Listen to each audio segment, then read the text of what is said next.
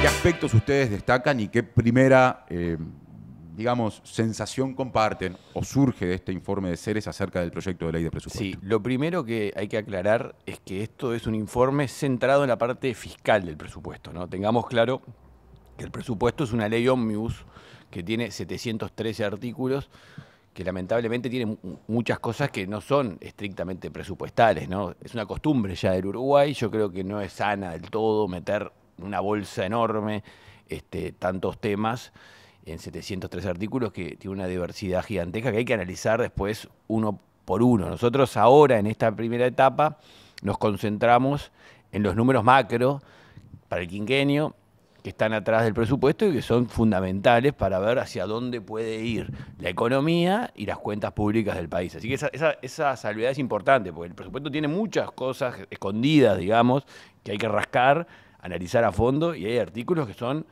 discusiones por sí mismo enormes, ¿no? O sea, tengamos claro eso, y va a ser todo el semestre hasta fin de año, cuando a finales o mediados de diciembre se termine por aprobar. El proyecto de ley está en la discusión pública hace unos cuantos días. El documento analiza, por ejemplo, la magnitud en términos reales del incremento del gasto proyectado en comparación con gobiernos anteriores y lo hace también por rubros. Se observa, por ejemplo, un incremento real del gasto, sumando gobierno central más Banco de Previsión Social, BPS, de 10%, dice el informe, similar al registrado en el último gobierno del Frente Amplio y algo superior con respecto al gobierno de la calle Pou.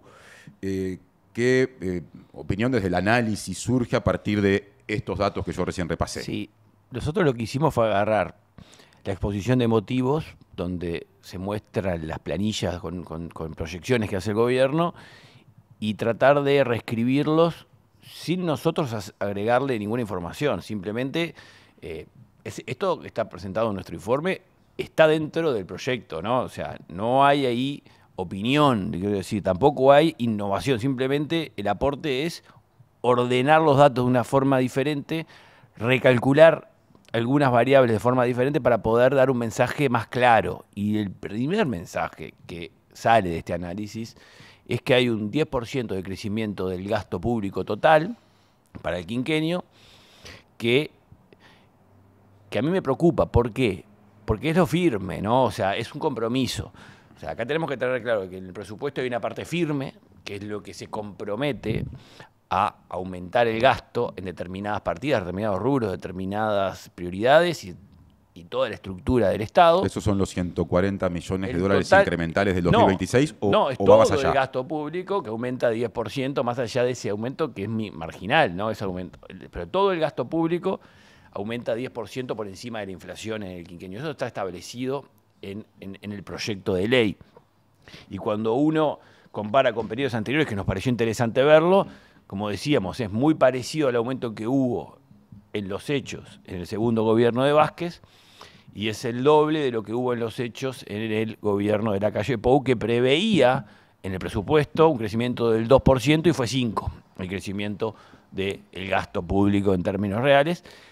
Pero que esto es acumulativo, y esto también es un mensaje que hay que tener claro, porque siempre el gasto crece, crece y crece. Y de hecho, nosotros presentamos en el informe un gráfico que empieza en el año 2005 y el gasto público en términos reales aumentó 2,5 veces desde el año 2005 hasta ahora. Se multiplicó por 2,5 veces el volumen total de recursos que gasta el Estado uruguayo para una población que es la misma, ¿no? O sea, ese es un comentario que hay que tenerlo presente, ¿no? O sea, ahora, esa es una comparación. También alguien puede decir, bueno, pero también en los 20 años que pasaron creció mucho o muchísimo el Producto Interno es Bruto. verdad, creció el producto, pero la población, si uno piensa que el gasto público está destinado a darle servicios claves, importantes a la población del Uruguay, bueno, ese gasto aumentó 2,5 veces o va a terminar aumentando 2,5 veces cuando termine el quinquenio, de acuerdo a lo establecido en el proyecto de ley de presupuesto. Ese es un primer punto.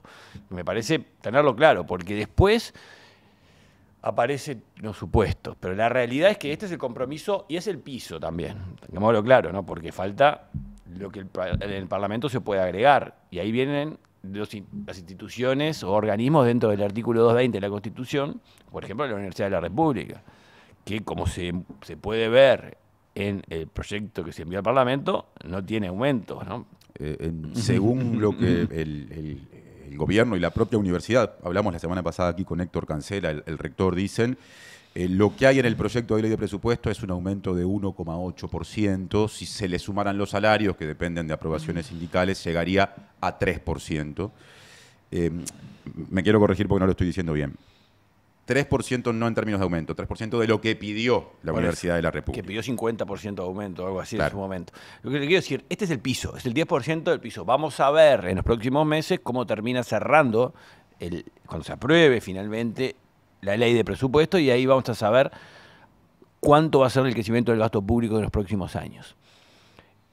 Lo que no sabemos, y ahí donde aparecen las dudas, son los supuestos. ¿Por qué?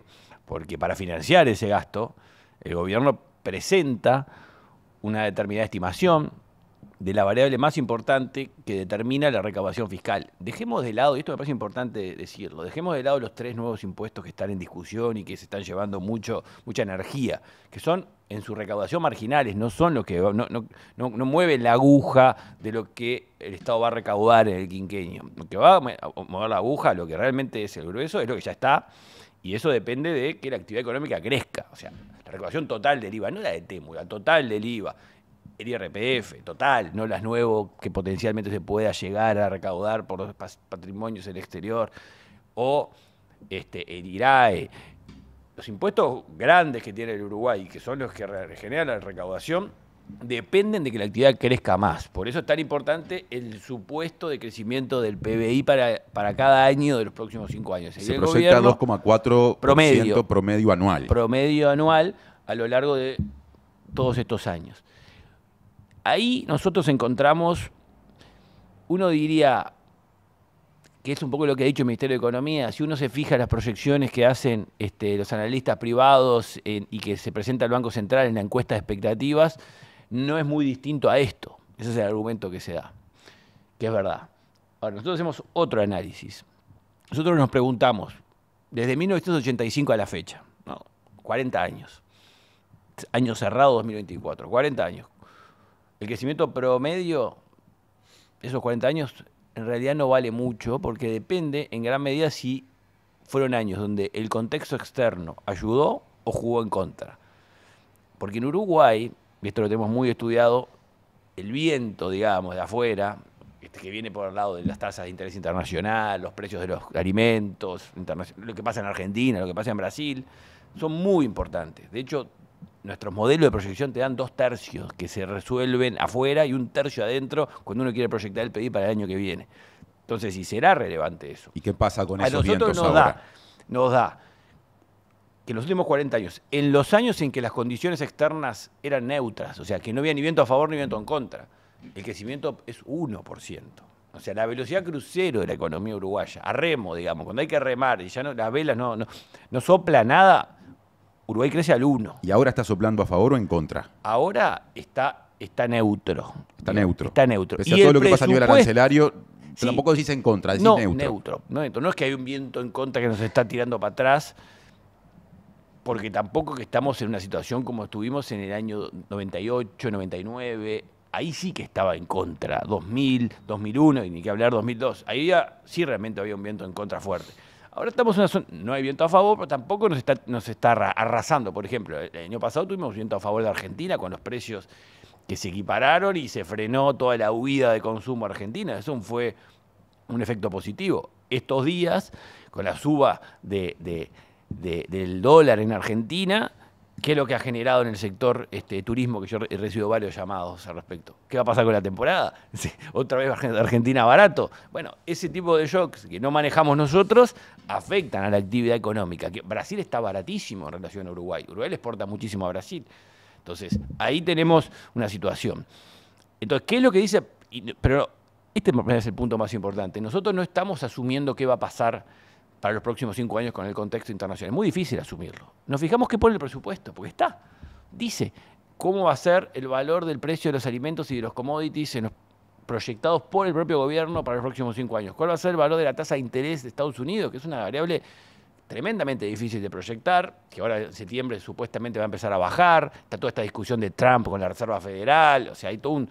El mundo financiero está muy pendiente de lo que pase ahora en septiembre con la tasa de interés de la Reserva Federal. Probablemente vaya a bajar, pero hay que ver cuánto, y si son muchas bajas en los próximos meses, qué pasa en diciembre, qué pasa el año que viene, o sea, todo eso es muy importante.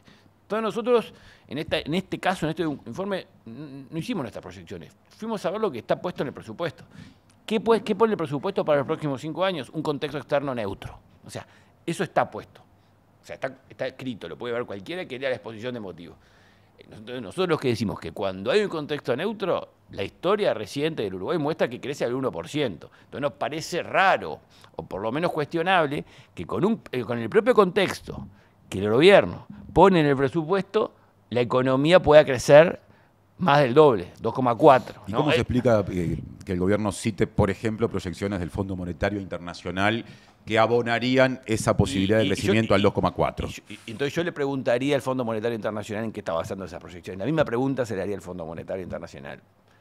Es una proyección que no te cierra. No me cierra internamente, me parece internamente inconsistente, porque si el gobierno hubiera puesto otro escenario externo para los próximos 5 años, consistente con un crecimiento más alto, porque puede pasar. Yo no lo descarto que mejore el escenario. ¿Qué es mejorar? Que el año que viene baje mucho la tasa de interés, más de lo esperado en Estados Unidos, por presiones de Trump, por lo que sea, que hoy la tasa es 4,5, que baje a 3. Bueno, eso es muy bueno para el Uruguay. ¿Por qué? Porque muchas inversiones que se van a un 4,5, sin riesgo, colocando un bono, si baja eso a 3, dicen, bueno, capaz de conseguir una inversión en Uruguay, y eso incentiva que haya más inversión productiva. Pero te agrego otra complicación extra, porque no es solo que el presupuesto proyecta ese escenario neutro, sino que también proyecta la inversión. Y uno puede calcular el ratio de inversión a PBI con los datos que están en el presupuesto. Y nosotros lo publicamos en el informe. Y nos llamó mucho la atención, la verdad, mucho la atención, que el ratio de inversión a PBI, tanto que se ha hablado al respecto, ¿se acuerdan todo de la prédica del ministro de Economía diciendo que había que elevarlo de 16 a 20? El ratio de inversión a PBI, que es clave, es el motor del crecimiento económico. Uno va a buscar eso al presupuesto y ¿qué da? 16. O sea, no está previsto en el presupuesto que aumente la inversión. Entonces, ¿cómo se va a hacer para que el crecimiento sea el doble con la misma inversión que teníamos durante la última década, que era aproximadamente entre 16 y 17, y la economía creció al 1% en la última década? Sumo un dato. Ayer estuvo en este programa como entrevistado el director de la Oficina de Planeamiento y Presupuesto, Rodrigo Arim. Hablamos del proyecto de ley de presupuesto, pero también abordamos todo lo que se financia por fuera del proyecto de ley, donde el gobierno habla de unos 800 millones de dólares anuales que a través de distintos mecanismos, por ejemplo, obras mediante participación público-privada, pero es simplemente un ejemplo, se van a desarrollar. Allí está, por ejemplo, la inversión en infraestructura de agua potable, empezando por la represa proyectada en Casupato, lo vinculado a movilidad metropolitana, que habrá determinadas obras.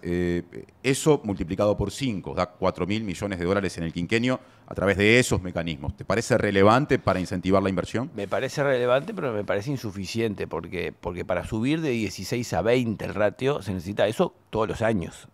No, o sea, ¿se necesita qué todos los años? 4.000. 4.000 todos los años. 3.800 por año, no 800 por año. Entonces estamos lejos de ese 20% que en teoría se necesitaría para reacelerar el crecimiento estructural de la economía del Uruguay, que es un 20%, por ejemplo, para que no vean que es una utopía, es lo que invierte Paraguay. O sea, si uno va a mirar a Paraguay, a mí me gusta agarrar siempre casos concretos para que la gente lo tenga claro. 2 países de América Latina, Guatemala invierte 16% como Uruguay, Paraguay invierte 21% del PBI. O sea, básicamente pasar de 16 a 21 sería pasar a lo que invierte Guatemala, a lo que invierte hoy Paraguay en porcentaje del PBI. No Son estamos países hablando, con productos internos brutos menores que el de Uruguay. Sí, pero bueno, entonces quiere decir a más altos, 20% invierten países mucho más desarrollados fuera de América Latina, y los países del sudeste asiático, incluso los del Medio Oriente, 25, algunos cerca del 30. O sea, el ratio de Uruguay en inversión a PBI es bajísimo. Eso tengamos claro, y lo tiene claro, perfectamente claro el gobierno, y por ahí la prédica es aumentarlo. Lo que nosotros decimos es, nos llama la atención que no esté en el presupuesto. o sea, que esté, de hecho, en el presupuesto, que se mantiene, porque está, o sea, que se mantiene, o sea, no lo vemos, o sea, esa prédica, entonces, para nosotros es un poco desilusionante, así te lo digo, o sea, porque yo quiero que crezca el 20 y que me muestren que de acá a 5 años va a seguir en 16 en el presupuesto, me tiró abajo, o sea, me decepcionó. Entonces todo esto no va a pasar nada, no vamos a hacer ningún cambio estructural para que haya más inversión en el país. Sobre el cierre, dos preguntas, Ignacio. La primera, ya que estamos hablando de la inversión. Al momento de analizar las propuestas de cambios impositivos, sobre todo desde la oposición y fundamentalmente en lo referido al impuesto que en caso de aprobarse en el Parlamento generaría la mayor recaudación, que es el impuesto mínimo complementario doméstico, también conocido como impuesto mínimo global, se ha advertido que eso podría afectar el interés por determinados grupos empresariales de invertir en Uruguay. ¿Ustedes entienden que allí hay un riesgo? Creo que hay un riesgo, sí. Hay un riesgo porque es muy complejo el cambio, porque hay que perforar el régimen de zona franca. Hay que generar una excepción al régimen, un régimen que ha sido una bandera para traer inversiones a nivel internacional. Y eso te lo digo, hace un mes atrás estaba en Tokio, misión oficial y privada, y en Osaka, donde estaba el 21, estaba el ministro Fratti hablando del Uruguay. Lo primero que dicen, por ejemplo, los inversores japoneses es la importancia del régimen de zona franca en Uruguay. Y eso pasa en cualquier destino que va una misión oficial a promocionar el Uruguay. Entonces, cuando tenemos una bandera que se explica, hace muchos años que la estamos usando y ahora se le va a generar una cosa rara que va a decir, mira, si la empresa de usted tiene domicilio en un país que ya aprobó el impuesto mínimo global y ya lo está pagando, entonces ¿por qué no lo paga acá? Bueno, eso es fácil decirlo, es muy difícil después de instrumentarlo. Así que mi visión, en base a charlas que he tenido con personas vinculadas a empresas que están involucradas en esto, es que hay preocupación. Pero concretamente, ¿cómo afectaría a las empresas que operan en zona franca? Bueno, es una empresa que tiene que ser una empresa, para empezar, que su casa matriz esté tributando ya el impuesto mínimo global porque su país de origen lo aprobó en el Parlamento, que no son todas, ¿no? Primera condición. Primera condición, o sea, tiene que estar, son algunos países europeos que ya lo han aprobado. Un impuesto que está bajo cuestión por Trump, ¿no? Que fue, recordemos cómo viene esto, Biden, gobierno anterior de Estados Unidos, lo impulsó a nivel del G20, después se sumaron todos los países, entre los que se sumó Uruguay, para aprobarlo, y 120 países del mundo en el 2022-23 aprobaron este impuesto. Se pusieron de acuerdo. Vino Trump y dijo, este impuesto para nosotros deja de ser prioritario, es más, estamos en contra. Entonces, el que lo impulsó, que era Estados Unidos, se puso en contra. Muchos países entre medio, entre el 2022 y el triunfo de Trump, lo fueron aprobando en sus parlamentos. No todos. Algunos de esos países están con empresas grandes instaladas en zona franca. Esos son los únicos empresas muy grandes instaladas en zona franca que tienen casas matrices en países que aprobaron ya el impuesto global en sus parlamentos. Esas empresas deberían pagar. Ya están pagando el impuesto mínimo global en sus países. El razonamiento lógico, es lógico, del gobierno de Uruguay es, bueno, en vez de que paguen en sus países de origen, que los paguen acá.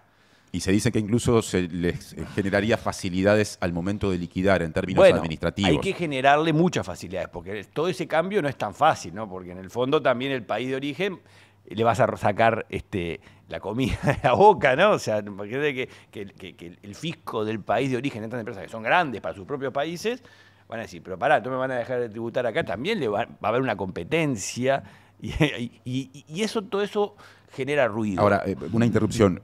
¿Estamos de acuerdo? A ver si está bien formulado así. Que no pagarían nada que no están pagando, sino que el cambio sería que lo empezarían a pagar aquí. ¿O esto también podría suponer, lo voy a decir en términos no técnicos, algún costo extra para esas empresas? La verdad, hay que preguntar a las propias empresas, porque ahí hay complejidades, porque, por ejemplo, no todas las empresas tienen a los propietarios accionistas con países que están en este régimen. Entonces, ahí la complejidad de la ingeniería tributaria de las empresas juega. Hay algunas que tienen una parte del capital accionario que tiene en un país que tiene aprobado el impuesto mínimo global y otra que no. Y ahí ya hay una complejidad interna dentro de la empresa. Por lo tanto, quiero decir que este es un tema de alta complejidad. Bien. Y yo no estoy en condiciones de saber cuánto va a complicar o no una empresa. Yo creo que solo la empresa lo puede saber. De hecho, porque la ingeniería tributaria, lo que sí sabemos es que cada empresa es un mundo y entonces en eso hay, lo que sí puedo decir es que en eso hay nerviosismo en todo el régimen de zona franca. O sea, se respira, lo siento y hablo y bueno, y lamentablemente algo similar está pasando con el impuesto a las ganancias patrimoniales en el exterior, algo similar está pasando con lo del secreto bancario y en alguna medida en otro público está pasando con el impuesto TEMO. Como para redondear, los 3 innovaciones tributarias que hay, creo que generan mucho ruido y pocas nueces. O sea, porque van a recaudar muy poco y están generando un ruido muy grande que no es bueno para que el país, para que estemos discutiendo esto, cuando en realidad queremos traer inversiones. Me gustaría estar hablando de otras cosas y no de estos temas durante todo este semestre y lamentablemente vamos a estar hablando de estos temas durante todo el semestre.